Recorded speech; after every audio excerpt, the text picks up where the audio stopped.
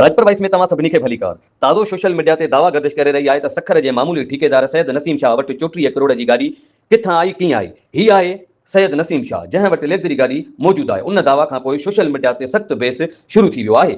मुख़्तलिफ़ माण्हुनि सवाल उथारिया आहिनि त हेतिरी महांगी गाॾी कीअं आई ऐं किथां हासिल कई। उन बाबति सैयद कुमेल शाह जो बयान साम्हूं अची वियो आहे। अचो त पहिरियां ही कुमेल शाह जो बयान ॿुधूं, उन खां पोइ तफ़सीलात रखां थो। लैम्बोर्गिनी के हवाले से अच्छी बात है, हमारा शहर है, हमारा इस पे सखर को लोग पहचानते हैं कि लैम्बोर्गिनी सखर में भी चल रही है, मेहनत की है।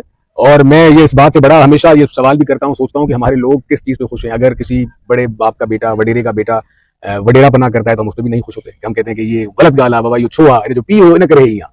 अगर कोई वर्कर टाइप लीडर बनता है तो हम उस पर भी खुश नहीं होते कि कल कोई वर्कर था, ये फला ऑफिस में काम करता था, आज इतना बड़ा वर्कर बन गया है। अगर कोई मेहनत करके लैम्बोर्गिनी ले रहा है तो हमें तो उसको अप्रिशिएट करना चाहिए, उस पर सक्सेसफुल स्टोरी करनी चाहिए। वो 2001 में मेरे ख्याल से छोले बोले बेचता था, गजरे बेचता था, और आज 26 साल के अंदर उसने मेहनत करके अपनी गाड़ी वाड़ी ली है, जो भी लिया है। तो पॉजिटिव रहना चाहिए। आपके साथ भी देखें, ये जितने भी जर्नलिस्ट खड़े हैं, ये पहले बेचारे कोई चाय बेचता होगा, कोई क्या करता होगा, आज बहुत बड़े बड़े चैनल्स के ब्यूरो चीफ बने हुए हैं, मेहनत से ऊपर आते हैं। तो उस जो मेहनत जिसपे हमें किसी की नजर आए उसको हमें पॉजिटिव लेना चाहिए, उसको हमें स्टोरियां बनानी चाहिए ताकि दूसरे लोग उसको रोल मॉडल बनाए, ताकि हम भी इस तरीके से मेहनत करेंगे और काम करेंगे, पॉजिटिव रहें और इंशाल्लाह कामयाबी। जी नाज़रीन, जीअं त तव्हां कुमेल हैदर शाह जी हिमायत कंदे चयो त नसीम शाह 2001 में छोला खपाईंदो हुयो।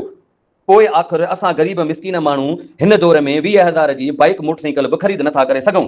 हिन तरक़ी कीअं माणी। हाणे चवणु आहे कुमेल हैदर शाह जो कारोबार तरक़ी कई वई, तंहिं करे कंहिंखे साड़ न करणु घुर्जे। ॿिए पासे तनक़ीद कंदड़नि जो चवणु आहे त जेकॾहिं कंहिं सरकारी ठेकेदार वटि तमामु महांगी मिल्कियत हुजे थी त उन जी आमदनी अहसास बाबति शफ़ाफ़ियत हुअणु घुर्जे। हिन वक़्त ताईं जेकॾहिं कंहिं सरकारी इदारे तरफ़ां उन 34 करोड़ वारी दावा या कंहिं कानूनी बाज़ाब्तनि जी तस्दीक न कई हुजे त उनखे साबित थियल हक़ीक़त नथो चई सघिजे। ही मामिलो हिन वक़्तु सोशल मीडिया ते सियासी बहस जो मौज़ू बणियल आहे। हिक पासे कुमेल हैदर शाह जो चवणु आहे त नसीम शाह महिनत सां ही मक़ाम हासिल कयो आहे, जॾहिं त ॿिए पासे मुखालफ़त शफ़ाफ़त जो मुतालबो कयो आहे। सरकारी सतह ते जेकॾहिं का जांच या तस्दीक साम्हूं ईंदी त उन हक़ीक़त वधीक वाज़ह थींदी। ही अंदाज़ो मुतवाज़न गैर तस्दीक थियल दवाउनि खे हक़ीक़त तौर पेश नथो करे सघिजे। असांजे हिन वीडियो खे वधि खां वधि शेयर करियो ऐं पंहिंजी कमेंट में राय ॾियो ऐं असांजे पेज खे फॉलो कयो।